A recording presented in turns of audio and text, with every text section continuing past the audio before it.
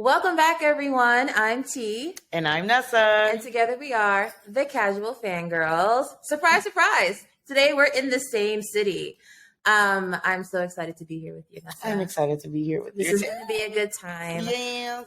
We're back to talk about Rings of Power, the penultimate episode entitled The Eye. And so we'll be covering all the aftermath of the eruption of what we now know to be Mount Doom, who survived, where are they going, and what could all of this possibly mean for everyone moving forward. We'll be covering the episode by following the storylines rather than going chronologically. But before we jump into it, Nessa, how did you like the episode? I loved it. I thought it was good. Okay. I enjoyed it. No, I think so. The previous episode I did not love that much. We discussed it. Go watch it. You did. I didn't love it that much, but I love like the aftermath episodes. So where do we go from here? What does this mean for everybody moving forward? All that kind of stuff. And like just watching the episode, all I could think was guilty, guilty, guilty. Everybody feels responsible. And truth be told, everybody is responsible. And so, we see Galadriel, Theo, Elendil, Nori in particular dealing with their guilt and the parts that they play in the fallout of everything, right? The fallout of all their decisions. So I enjoyed watching them struggle with that and trying to figure things out like, damn, is it me? Am I the drama? You are. Am I the drama. villain? You are. Yeah. How did you feel? I feel that Theo is the drama and he's the villain.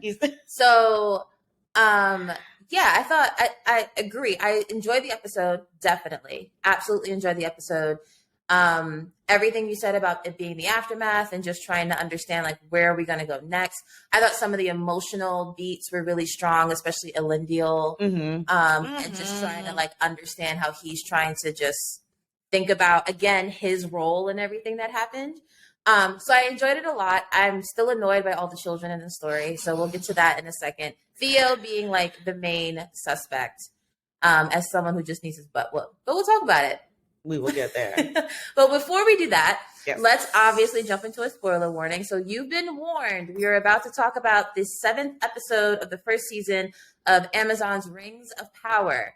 That means that we are absolutely going to be talking about anything that has been written by the wonderful author Tolkien, any of the visual adaptations, whether it's previous episodes or the movies, The Hobbit or The Lord of the Rings. Any and everything is up for grabs. And I can personally tell you that we are probably going to talk about stuff from The Lord of the Rings and The Hobbit today. Definitely, because there's some things we need to iron out. Yes. You've been warned. You're welcome to stay. But if you don't want it spoiled, now's the time to just hit pause, go watch it, and come back. There you go. Yes. So we will be getting into the episode number 7, y'all. We only got one more left. And this episode is entitled The Eye.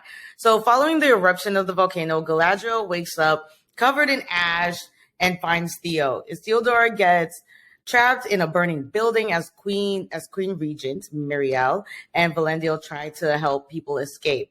He is trapped in there, y'all. We'll get back to that. The survivors of the volcano eruption make their way to safety. Elendil realizes Isildur is missing, and when the queen joins them, it's revealed that she is blind. So we got to remember, we got to jump back a couple of episodes when she was getting ready and packing up and going on her journey. Her dad said, please do not go. All that waits you in the Southlands is darkness. And we were like, wait, what does that mean? And here we got our answer. It means she literally only sees dark now. Yes. That's what it means. She has gone blind. I'm guessing it was the explosion from when they were trying to rescue like Isildur and everybody. I think it was probably the ash and the embers, the smoking embers and all that stuff. Because she could see the people, she could see right before then. And then probably got damaged beyond repair. And then over time, it's actually really sad to it's hard because you don't think about those type of ramifications after an event like that. Right. So that was tough, but it happens. It happens. The thing though, really quickly, it has not dampened her spirit at all. We will see that later on in the episode. So Galadriel shares that she had a husband, y'all. So her and I'm sorry, we're laughing about this because we definitely had an in-depth conversation about this before. But so her and Theo are like having this heart-to-heart conversation because now they're trying to get back to camp. And she reveals that she had a husband who died. Apparently, Calibran is his name. He went to war and never came back. Dun, dun, dun. Right. So Theo and she discussed how everything has played out. He feels guilty about it. He feels like, it's all his fault. And she urges him to like not carry around that guilt. It's going to weigh you down. It's going to hold you down. And remember that you have a good heart. Now, Galadriel and her husband, right? So this has been causing issues in the multiverse. It's been causing issues in the fandom because we know darn well, if you've seen, well, spoiler alert, guys. Spoiler. If you have seen the original Lord of the Rings trilogy, he is in the movies, y'all. And did we confirm that? Yeah, he's okay. Yeah, I went back and looked it up. Yeah, good. He is in there. And not only that, but we've had conversations with one of our wonderful friends who has definitely solidified that in the books, he is in the Lord of the Ring books. So he is alive. They have a child. The child actually marries. Well, spoiler alert: the child marries Elrond. They have children, including Arwen, who marries Aragorn. Right. So everybody's like, how is this possible? How is this possible? How is this possible? So in an interview, actually, with the actress who plays Galadriel, spoiler, she says that, well, we left it ambiguous. All she said was that he went to war and didn't come back. Which is kind of a theory that we had discussed, because I was just like, okay, we'll say that he died on the show and that leaves her free to kind of do whatever she wants to do on the show, possibly Hellbrand. And can you imagine what the theory we have now about Hellbrand, which we'll get to? We'll get to. Oh my goodness. I think it'd be great. I think it'd be awesome. It would be it would be awful. So I think for show purposes, they've done this. Is my theory. What did you think about? I agree. I agree that they needed to remove that off the board since the fandom knows that he's going to be back anyway. And exactly as you said, and to allow her to do what she needs to do in order to like feel all the emotions, go through the range of everything. If she has her husband by her side, who I assume would probably act as a rock of some sort to like check her worst impulses and do these other things. Yes. They were not going to see the raw, pure Galadriel that we've been seeing, who's a little bit unhinged in my opinion. I will add though, that this does, so the way that they set this up actually in the absence of her having a husband, and as Nessa just said, spoiler, their child marries Elrond. When we saw them together, they're like super chummy. Meaning you think they have history? Meaning, shouldn't the child would have already been born in order for it to make more sense age-wise? I mean, they live forever, so I guess the question to them is what feels young and what doesn't. I guess the question is, after how much time are they considered fully grown? Yes. Twilight style with like their stupid vampire human baby, which we'll talk about on another show. Yeah, I think that's the question. That's the question. Yeah. So it feels like they're fudging with a lot. So I hope that they pull it off and it makes sense in future seasons, because he's got to pop up at some point. And the question is, where has he been all this time? And when he does come back, in what capacity is he coming back? And like, how are they going to bring him in to the fold? And then, then how long after that do they have a child who is going to marry Elrond? Yeah. That's going to be interesting to see unfold. Where has he been all this time? That's the question. That's the major question. It'll be wild if he had like another family or something. All right, let's keep going. So, as the Númenóreans prepare the ships for their departure, Elendil tries to get Isildur's horse onto the ship, but the horse refuses to get on and is set free. Right. And I think we both can agree that the horse is probably going to find Isildur. Yep. Somehow, some way. We've seen this with Aragorn, where his horse ends up finding him. He did do that. Yeah, it's a popular fantasy trope. Yeah, and I mean we've seen how close Isildur and his horse are. They share apples together. So I mean it's I don't think that would be a shock at all. What if the horse brings him an apple? That'd be amazing, honestly. I would love to see that. I remember you shared your food, sir. So Galadriel and Theo finally reach the camp. And we find out that Bronwyn and my boo Arendir are still alive. Because show's got a show. How is Bronwyn still kicking and lively the way she is? A whole arrow went through her shoulder.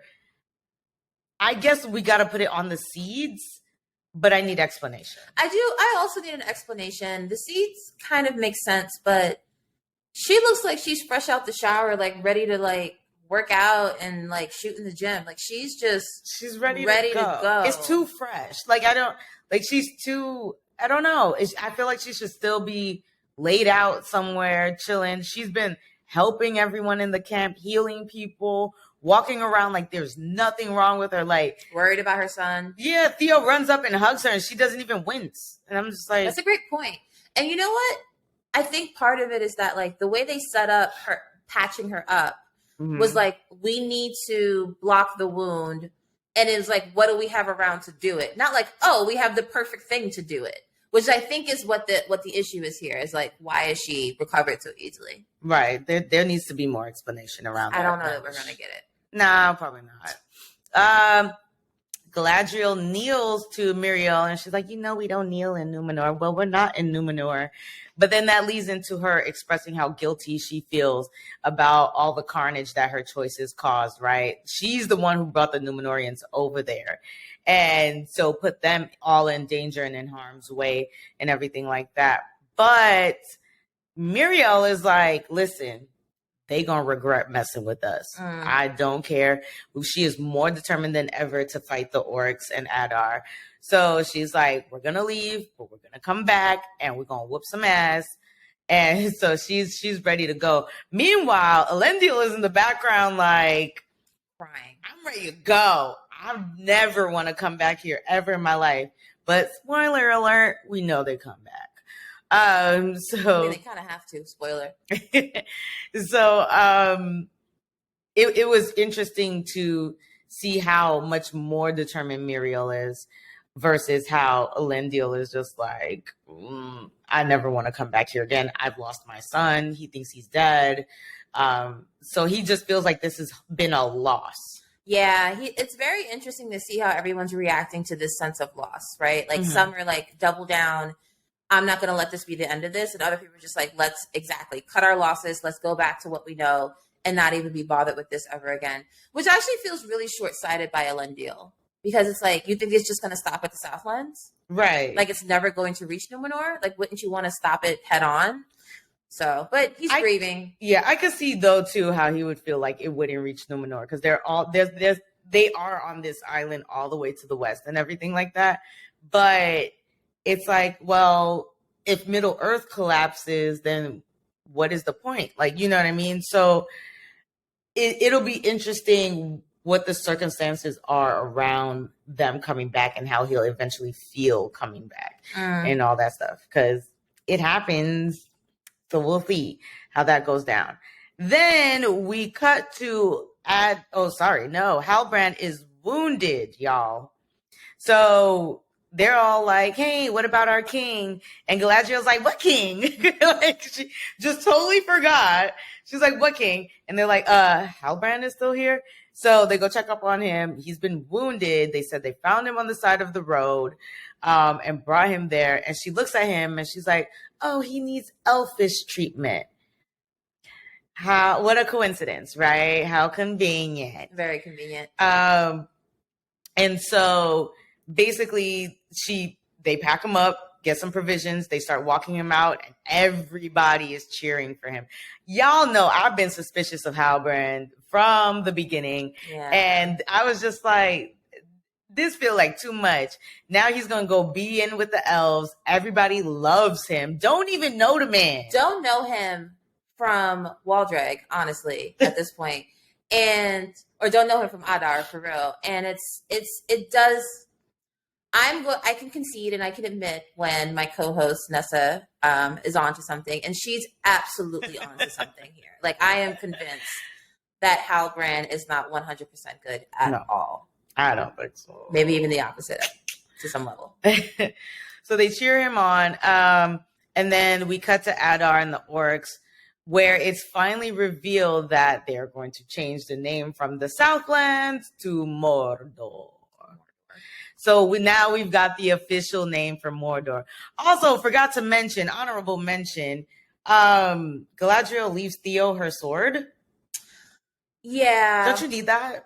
Yeah, apparently she can just fight with a dagger now, and she's, I mean, I wouldn't put it past her. Like, she could definitely still throw down. Yes, but the sword just makes it so much easier. If it's just you and this wounded person, and you got to travel Lord knows how far to get over to the elves, how are you going to defend both of y'all and your horses with a dagger only? Right. Like, I'm not saying she could fight, obviously. Yeah. But if she run up on some orcs, a sword would be nice. Yeah, a sword would definitely help. So, and then just really quickly, also want to just mention that, like, she did that after telling him to, like, stop holding on to revenge and hate. And then it's like, oh, here's a weapon. Well, there's still a war going on. Okay. We still got people to fight. Like, okay, fine. It's still going down. You are in the trenches. Yeah. All right, guys. So let's meet up with the lovely Harfoots. My faves. Not so much yours, but yeah. So the Harfoots arrive to the Grove, and they're like, is somebody barbecuing? Like, who's baking out here, right? They got hype about the They were hype about that wood burning. But it turns out that they are discovering the damage that's been done from the volcano eruption. Sadok basically tells everyone that he's heard of this before, but usually this happens when a new evil rises. He asked the stranger for some help and is like, use your powers, right? Like, let's get this popping. And Nori's like flipped. She's like, wait, I know I said he was good, but I'm not so sure anymore. Remembering that in the previous episode, he froze her arm. It was a whole thing. She's scared of him now. So she was not into it, but everybody is like feeling him now. So he's like, go ahead and try. So the stranger tries to heal the tree, but it actually causes some large branches to break that almost hurt Nori and her sister Dilly. Mm-hmm. And so after the failed attempt, Sadok is like, you gotta go, right? So he gives the strangers directions to the nearest village and is like, oh, and here, by the way, here's your map of constellations, right? Sadok explains that these constellations have not been seen in over 1,000 years. And we catch a glimpse as the stranger is leaving that actually he did heal the tree. We see a little flower blooming. And we keep seeing this over and over again with the stranger, right? Where he digs deep into his powers and it's like on one side it causes damage, but then on the other side, he's actually doing some good. And we keep seeing this duality in him, which I feel like fits into the overall theme of the show in its entirety, right? Like, what was your read on that whole scene? I think you just set a bar with the, like, he goes, like, on the other side of him damaging something is something good, like, is health, is wellness, is prosperity. I wonder if that is literally the story we're about to see. With him unfolding? With the entire story. Of just, like, we have to go through this, like, super harsh, super damaging, potentially, life-threatening events in order to get to all the good that's on the other side. That's a good point. And even when Theo has a conversation with Galadriel and she's like, there is a greater power beyond the darkness. Sometimes we have to trust their design. And Theo's like, but wait, my mom is dead. All of this happened. Like, what design are we trusting here? And she's like, not that I can see yet, but let's have some faith, basically, mm-hmm, right? Mm-hmm. And we've seen this theme of hope and faith and all that kind of stuff throughout the series as it's been going on this season. So it definitely fits in for sure. Yeah, I liked it. And it's just unfortunate because the stranger wants to help and is trying his best to do well, but like he can't communicate in the way that he wants probably. He's like processing his thoughts about what that means about him while also like having like doing things and having behaviors that's like super suspect. So Mm-hmm. I any sort of like I don't know who I am, I don't know what I'm capable of type of energy is always going to be very sad to watch. So I feel Right. bad for him. It's tough. He wants to do so much good. He does. And he just keeps screwing it up. Friend. But the road to hell is paved with good intentions. So, So as the stranger leaves, dun, dun, dun, dun, we find out that the grove has bloomed and is actually fruitful, right? And we discover this as Poppy is singing her song. And then as she continues to sing her song, she notices a large footprint in the mud. And my girl apparated. She disappeared with the quickness. No. Nope. I was out. Oh, you just heard the bucket splash, and that was it. You didn't even hear her. You didn't hear her at all. Which I guess again, just leads back to how good the Harfoots have been at camouflaging and hiding and doing all those things. So I was just like, dang, we get to see it in a different way in action. Because we've seen before, when the stranger popped up, everybody kind of just like hides and they all look like shrubbery and all that kind of stuff. So seeing how quickly she could get the heck up out of there, amazing. That was funny. Our evil trio of travelers arrives and they notice signs of the stranger and they are out looking for him. They are trying to find him. And as they set on a certain direction to go get him, Nori tries to steer them in the opposite direction because she's like, oh man, the grove actually bloomed. I guess he is a good guy. Whoopsies. And so she's like, no, they went that way. And then they apparate and pop up on her and like pluck something off the top of her head. I'm not sure what it was. I don't know. Like just a flower or something. Yes, I guess one of her little camouflage thingies. Yeah, I didn't think it was a hair or something like that. I would have been like, what is about to happen here? I mean, either way, it feels just as bad. Mm-hmm. You don't walk around touching people's hair. You don't do that. So they pluck like a flower or something off the top of her head, and then her dad and everybody come to try to defend her, and they're like, back up, right? And so as they do that, the leader of the trio reaches out, touches the torch, extinguishes it, takes the fire, and blows it, and sets the whole caravan and all the carts and everything on fire. The Harfoots are distressed and distraught. Mm-hmm. And I was just like mind blown. So what did you make of the trio? Do you think they're evil? Do you think they was just mad? Like, what do you think is going on here? I am starting to learn that there's no such thing as pure evil in this story. So I can't say that I think that they're evil. With that being said, if that is my philosophy, then they were just annoyed at Nori and the Harfoots for trying to cover up their stranger's tracks. Mm-hmm. I think setting their home on fire is a little extreme. It's a bit much. I think instead of just being like, thanks for the directions, they were just like, right, fire. They also could have done something like, I don't know, fix her father's foot. If you have that kind of power, why not just like snap it back in place? They ain't worried about him.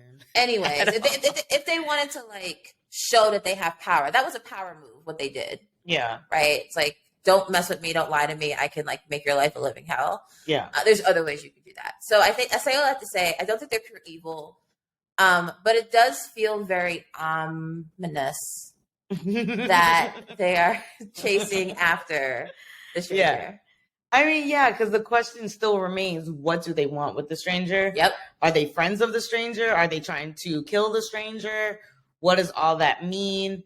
I kind of agree with you. I believe that they were annoyed with Nori. I think they knew that Nori was trying to trick them. Yeah, absolutely. And they were like, oh, you want to try and trick us? Here, watch this. Mm-hmm. Right? Kind of thing.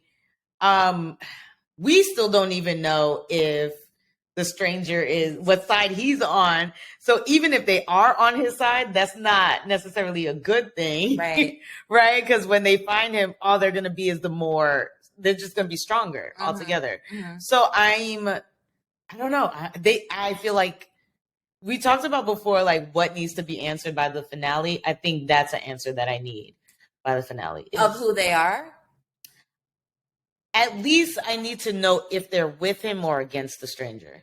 That's fair. I think there's a slightly more important question, though. What? Who is the stranger? Yes. Let's start there. There's that. Do you feel like that needs to be answered?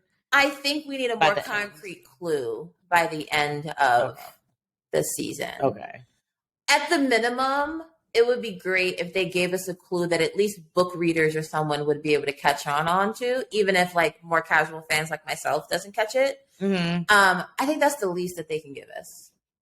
No, there's one more pressing question actually, and we'll get to that later. But okay. Yeah, we'll get to that later. I think the other one is more pressing than this. But I say all that to say, I do want some level of closure, or just another clue to like help me lean one way or the other as to who the stranger is and what those three people are all about. Right. Okay. So we'll find out. Hopefully.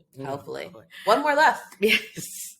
So after the caravan is burnt down, everybody is, collecting their things, trying to figure out what they can salvage. And Nori's dad is just like encouraging everybody, right? He's like, it's going to be okay, guys. Just get it together. We're on out of here. And like, Sadok is like, yo, give us a minute to weep. Like, we just lost everything. And I kind of love this where Nori's dad was just like, is that all we're good for? Like weeping? Like, no, we're better than that. We can do more than that. So he's trying to lift everybody's spirits and pull everyone together. And Nori decides, yo, screw this. I'm going to go help the stranger. And she is joined by her mother, Poppy, and Sadok. So they form their own fellowship here. To 4 hobbits on a whirlwind adventure. Yes, wandering but not lost. Going to help the stranger. What did you make of this assembly? I was shocked. I was the most shocked that her mom decided to join. Yes. I was not shocked by Sadok. No. I was the most shocked that her mother decided to join because she still, even like a beat before that, when her husband was starting to go against, like, giving his inspirational speech, she was kind of like the look on her face didn't sound like, yeah, he's right. It was like she needed to be convinced too. Yeah. So it was just very shocking that her mother was just like, oh, you're not going out with me. It's like, you have another kid here and your man has a broken foot. Yes. I was very surprised by that. But also I was just like, dang, they need somebody like Sadok. They need him because he's clearly very knowledgeable about the past, about nature, about the trails, everything like that. They need someone who's going to steer them. And maybe this is Nori's mom's way of being like, you're not just a Harfoot. You are special. Because they had that conversation where she's like, you're not special. Then let her go. You don't have to go. She doesn't. But I think this is her way for atoning for that. Fine. Because at the end of the day, she can't stop her anyways, honestly. Your mama can't stop you from going somewhere? At that age? I didn't say my mama. I said Nori's mama. That's a great point. In this story, this fictional story. I know she black, but... Yeah. I was like, she told me to sit down. I'm going to sit down. Yeah. I wasn't going nowhere. Right. But so they are off on their own whirlwind adventure, which do you think is going to lead them into possibly like the Numenorians or something? I think it's going to eventually, yes. I think what we are looking at is like another slow team up of a fellowship across the races. And I was actually just sitting here thinking about that. One thing that stood out in this episode with Sadok is that he had a ring around his neck. Mm-hmm. What if he's the inspiration behind the ring?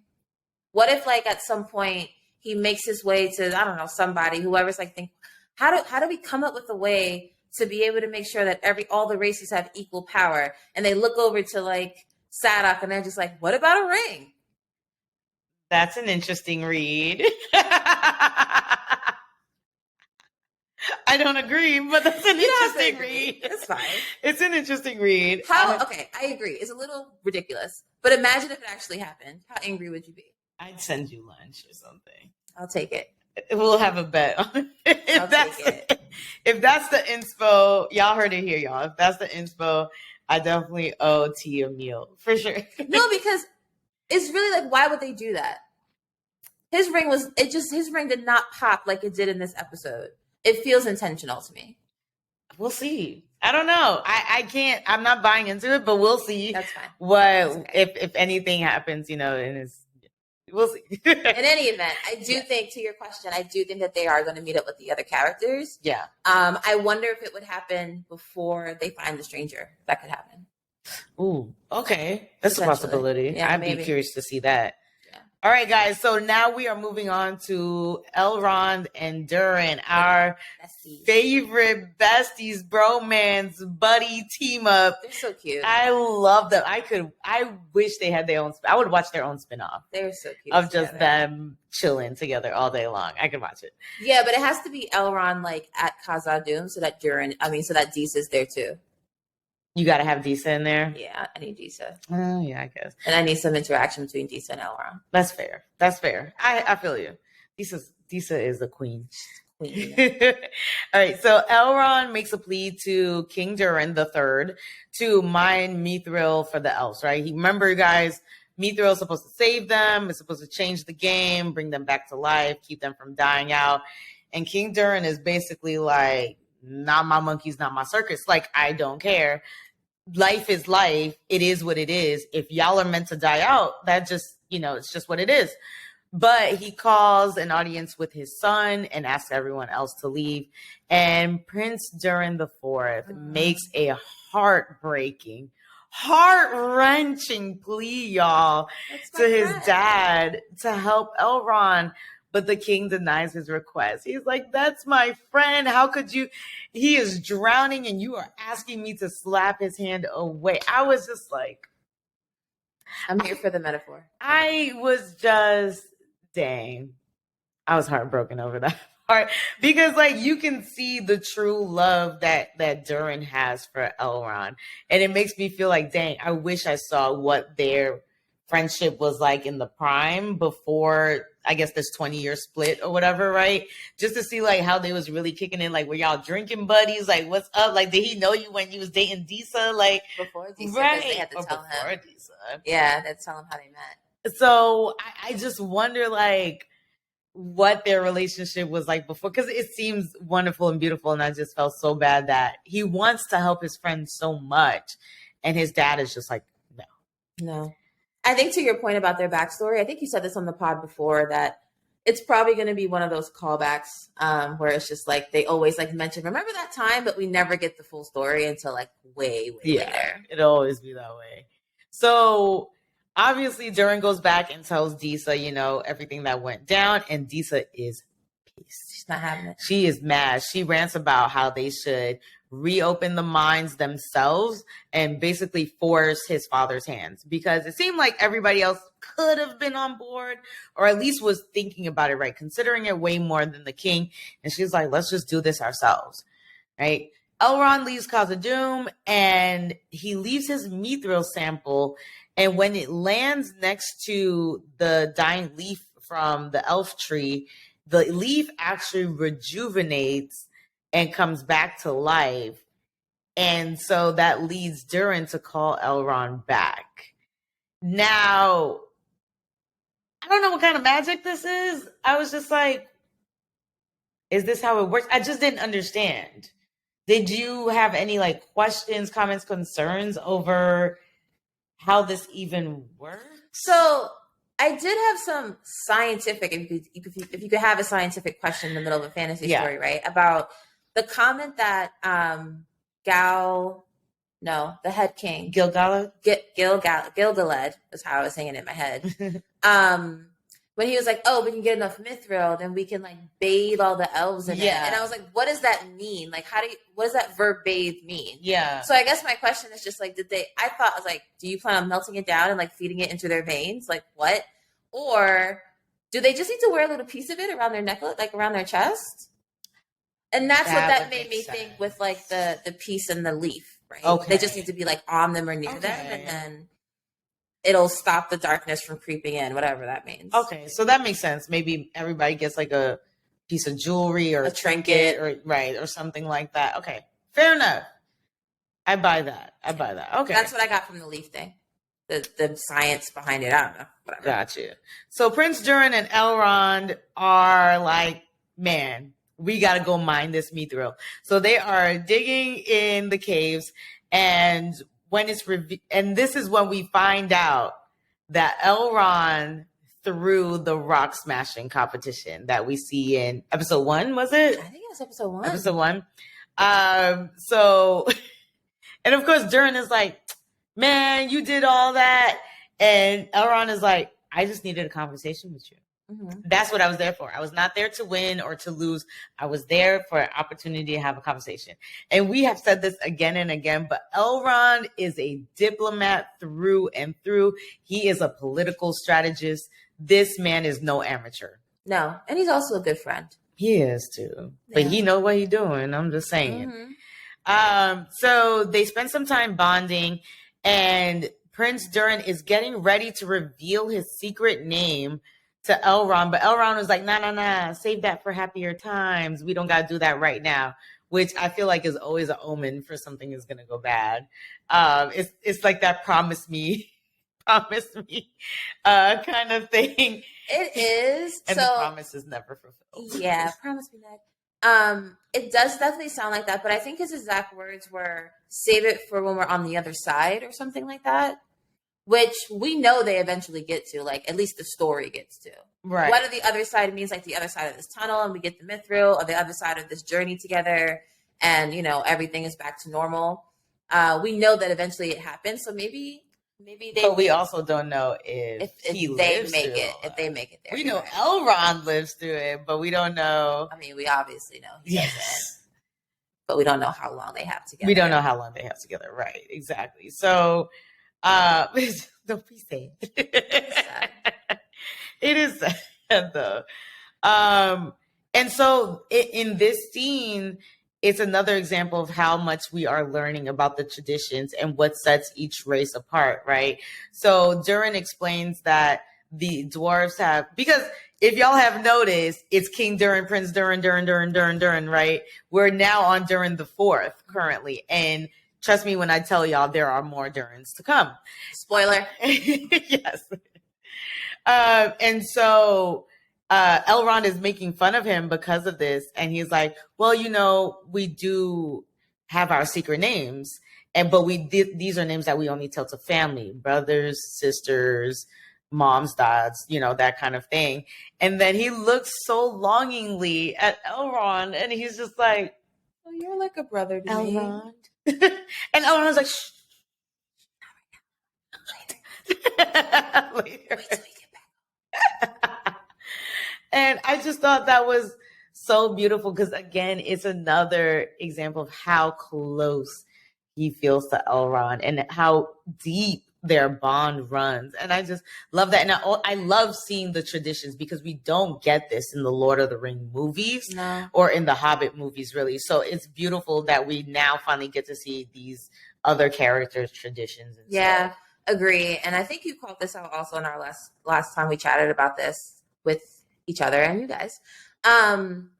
It's such a great play on the elf-dwarf relationship we're already familiar with from Lord of the Rings. Yeah. It's such a great play. And it just shows, like, how much these two races are allies. Yeah. Like, really deep down allies. And if they would just get rid of all their pride, they could literally move mountains. Yeah. They even say to each other, like, oh, you're pretty elfish for a dwarf. And he's like, you're pretty dwarfish for an elf. And it's just like, we're not so different after all. We're really not. So next up, they find the mithril. They finally break through, and there is mithril everywhere, cascading down, shining brightly in its silvery glow. And they are so excited about it. But then Elrond turns around and dun, dun, dun, King Durin is waiting there for them. They're in trouble. Mm-hmm. Durin's in a timeout right now. Literally. So Elrond is kicked out. Tell your little friend they gotta go home. They definitely it's getting late. Tell your friend they gotta go. They jazzed Fresh Prince him and just booted him out. And so father and son end up exchanging words. And the king basically sees Junior's actions as a betrayal. But the prince is like, no, what you're doing is a betrayal. We should be helping our allies and we should be helping people. And they obviously are at odds. And we see the king rip off, give me my necklace back, ripped off Prince Durin's crest and throws it on the ground. And then when this was the sad part to me, because then Durin like bends down to go pick it up because he's like, oh, we're just fighting. And then the king is like, no, leave it there. You don't need it. So basically that's our signal that he's disowned his son. And I did not quite see this coming. Because did you? Because like in previous episodes, the king was like, I will love you through anything and everything. Yeah. Even when you mess up, I'm here for you. You're not going nowhere. We good. Mm-hmm. So I didn't think he would do him like everybody has a line. I thought he was just being dramatic. He drew that line in the sand and was like, your mom's that line. Don't you talk about her? Oh, yeah. And he talked about it. He said, Elrond is like a brother to me. Like he came out of my own mama. And he said, what you're not about to do is disrespect your late mother. We're not doing that. We're not, after what she went through to have you and raise you and nurse you back to health, we're not about to do that. That was tough. Mm-hmm. So again, you know, Durin heads back home to Disa, and Disa's like, screw your dad. Mm-hmm. You are the prince. You are going to be king. He forgets that one day we are going to rule this mountain. Not your brother, not your daddy, not nobody else. It's me and you. We gonna rule this, and we are going to own the Mithril. Mm-hmm. It is ours to have. And I gotta say, I'm here for Disa's ride or die chickness. Oh, absolutely. She ain't no fool. All day, every day. She ain't no fool. She know the people like him. And she know that people will rally to his side because, as you mentioned, they already had some support with the Mithril and everything. Mm-hmm. So she ain't no fool. The tide's turning. And we done seen way too many political dramas. Yes. A certain other fantasy story included, to not see that Disa knows what she's doing. She does. She knows how to play the game. Mm-hmm. And I'm here for it. The Game of Thrones. That's what they're playing right now. See what I did there? They are. So King Durin seals up the mine. And as he does that, the leaf from the elf tree. I'm not even sure how it made it down there. I don't know where they got it from. But Elrond brought it. He did? Mm-hmm. Elrond brought it to show to Durin that this is what was happening. And that's how he I think that was part of the convincing. Okay, gotcha. Yeah. And so Durin drops the leaf into the cave. The cavern. The cavern where the Mithril is, right before they seal it up. And we watch the leaf dramatically float down. And when it lands, the Balrog has arisen, has woken up. And we know, if you've seen the original trilogy, you know this is not a good thing. It's not a good thing. It's a very, very, very bad thing. And this is something that the dwarves have been worried about digging too deep or digging in the wrong places where they can awaken old dangers and evils and things like that. Now, we've had a discussion about, is this happening too soon? Are they fudging with timelines? What is going on here? Because technically, the Balrog is not supposed to come out just yet. Yeah, supposed to wait until a descendant of a descendant of a descendant that we see on the show does something to unleash it. Yes. Mm-hmm. So are you thinking time jump, potentially? Why would they wake him up so early? Do we think he was asleep? I do. Okay. I think he was dormant. And a little baby leaf woke him up? Yeah. I think he was already up. Just chilling. Just chilling? Yeah, just watching chilling. Netflix. Minding his business. And then when he sees like something moving, nothing's ever moved before. Like that's solitude. gonna maybe. Maybe. All right, so then does this make us feel that the story is true? That was it Celebrimbor or was it Gil-galad? Was telling Gil-galad that he was telling with the song where it was the elf versus the Balrog, and then they're fighting, and then there was the lightning, and that's what sends the Mithril down into the mountain. So does that make us think that the story is actually true? I don't see why not. I took it as true as soon as he said it. Did you? I did. I thought there might have been some truth to it, but I don't know if I fully believed it at the time. I believe the monster or the Balrog in the story was the Balrog we knew. Okay. I definitely did think that. Okay. It would make sense that obviously he's where the mithril is, that like that was particularly true. Yeah. I don't know if they're probably speeding it up. I kind of don't want them to though. Are you enjoying the slow burn now? No, I just don't want our Durin and Elrond to be blamed for something they didn't do. Fair. Okay, that's fair. Yeah, so I think for me, it definitely just made it concrete that story is actually true. But I am curious to see, are they just showing us that he's there? Is there going to be maybe like tremors and stuff? And they're like, oh my God, what's happening? We don't know. But like, it's been him down there all along, or like in the walls. Bruno style. In the walls, or like, are they going to bring him out early? Like, I'm not sure why they would show this so soon. I think the other thing too is like, do we really need to interject another like antagonistic character at this point in time? No. We have the big like, where is Sauron thing, right? We have Mordor, we have Adar, we have Wilddrag and his crazy behind. And then we have like all the tension between the characters as they learn to trust each other and everything like that. So I feel like the Balrog would be almost like an additional type of evil that we really don't need right now. Prediction, I don't think we're going to see the Balrog in the next episode. Okay. And if not, then they're probably going to save it. Yeah. But if we do see it, they're expediting it. I think that's what we have to like assume. I hope we don't see him. And so that was the episode, guys. That was all the details. But y'all know I like to come through with my favorite quotes because Ring of Power, listen, the writers, I need to look up who these writers are. But they are throwing bar after bar after bar. And I live for bougie high fantasy bars. So I got to give y'all my favorite quotes of the episode. Let's do it. Okay, so the first one I have is the iron must bear the most heavy of burdens. The iron that must bear the most heavy of burdens must also endure the most rigorous tempering. And this is from King Durin. And I was just like, dang, that's a bar. Now Prince Durin was a little bit upset about this bar, but I just felt like it rings true. Like, it's kind of like heavy is the head that wears the crown. Yeah. Kind of a thing. And it's like, sometimes you got to go through a lot of stuff in order to be the sharpest that you can be. So I love that one. I thought it was very poetic. I love how it sounds. That's a good one. I love that one. The next one I have is, no matter how the path winds or how steep it gets, we face it with our hearts even bigger than our feet.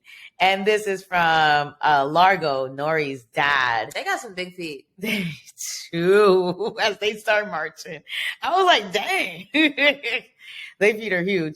But I just thought this was beautiful. This was part of him trying to lift everyone's spirits and, make people feel better after everything had been burnt down. And it just felt very inspirational. It was cute. It was adorable. It gave all the Harfoot Hobbit vibes that I needed. It gave strong Cap vibes for speeches, for sure. Cap would have been proud. We have big hearts. And they're going to need it. The last one that I have is, how do you expect to move mountains, Father? If you fall, oh gosh, my glasses, I need them on. I'm sorry, y'all. How do you expect me to move mountains, Father, if you fall to pieces when I dig a single hole? You speak of greatness for me, but you suffocate in me any ambition, any desire, any thought that does not originate in you. That was the bar. Whew.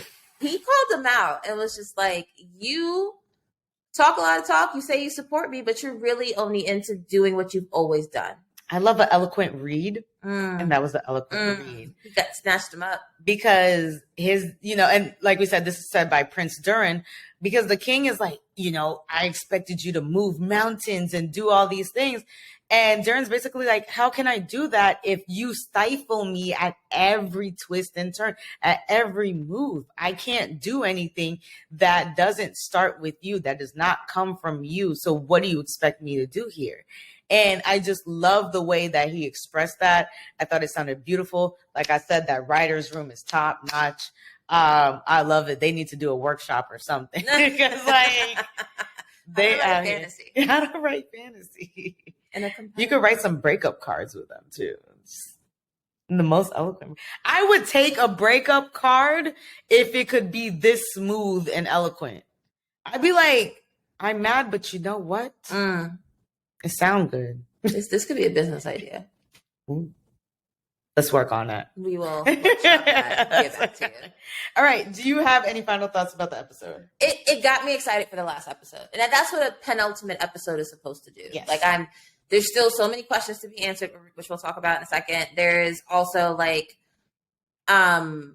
just how are these relationships going to continue to evolve? They gave us a couple of new potential pairings. We have Halbrand and Galadriel, which we've seen before, but now they're going to where the elves are, so that's going to be new. We have this new foursome with the Harfoots going off. That's a little bit new. And now Elrond and Durin are separated, and Durin is even more alone than he's ever been because he doesn't have the backing of his father. So all of those characteristic and interpersonal relationships, I have to know where it is by the end of this season. I feel like that's a great point. It's like, it feels like the season should be winding down, but we're starting new adventures. And I love that. It never ends. This is the song that never ends. I think we're also unpacking how to write a good TV show. Possibly. Look out in the future, y'all. Yes. Marvel, call us. Y'all are... Let's not get into that. I mean, Marvel, Netflix, we'll take anyone. We value ourselves, so we're going to take anyone. But just know, shoot your shot. Shoot your shot is what we're saying. We're happy to help in any way we can. So what's coming next? All right. Yes. T, let us know what is it looking like? So for the actual season finale of the first season of Rings of Power, it looks like we hear or see Gil-galad telling Celebrimbor that the tree is dying. We see Numerians on the sea all over again. And then we see what looks like an elven design tower explode as Celebrimbor says, true creation requires sacrifice. Two guesses on what we think that means, or that's looking up to. And then we also see a shot of Nori, who has the same sort of pupils and eyes as the three weird people that's been walking around looking for the stranger. I was going to call them the three strangers, but that felt like too much. Yeah, too many strangers. Maybe Team Stranger and then the stranger. So yeah, she was looking like Team Stranger. So what is that about? I have no idea. I don't know. It was funny because we watched the preview together, and then I was like, that gave me nothing. I was like, I don't understand what's happening. I have no clue. I have no idea. So the one thing I was able to call out, I was like, Nori's possessed. We got that. We got that much. We got that part. So I mean, it's going to be the season finale. I'm sad, but yet super excited. So I'm curious to see where we're going to go from here. How are they going to wrap this season up? What are they going to answer? Really quickly, the four main questions. Let's see if I remember all of them. Who and or where is Sauron? Yeah. Is absolutely the top one for me. Yes. The second one is, who is the stranger? Yes. A nice B. So 2B. So 2 is who is the stranger. That's 2A. 2B is who are the team stranger and why are they following him. And then 2C is which side of this fight are they on, right? These are all the different mini questions we need to answer. There were two more that I don't remember. Oh. Who's Halbrand? Or what is Halbrand's deal? What is Halbrand's deal? And then you were wondering about Isildur. Where is he at? Where's Isildur? What happened? Did you get captured? Are you just knocked out and you're about to come to? Can you still breathe under all that ash? What what is happening with him is another one. And then honestly, how this is going to end with Elrond and Durin, like temporarily. Okay. Because we didn't see Elrond after he got kicked out and he was crying outside. Crying. Now crying. Okay, so real quick before we wrap up, last predictions before the finale. Who do you think the stranger is? I think the stranger is Gandalf. Same. Full stop. Same. These are our predictions before the final episode. These are our predictions. Okay. Halbrand, what are you thinking? I am, so this feeds into the who is Sauron question. I am, at this point, I'm close to 90% sure that Sauron and Halbrand are one and the same in some way. I haven't. Yeah. She's convinced me, and just like, thinking about stuff. Some of the stuff I saw in this episode too just felt a little weird, and just like rethinking about other things. Anyways, I am so. Like, I feel like I can just go out and tell everybody that Halbrand is Sauron at this point. I think Halbrand is Sauron. The thing that doesn't take me to 10% is I don't know how. Yeah. Like, I don't know the story behind how that would be. So I think Halbrand is Sauron. I'm here for it.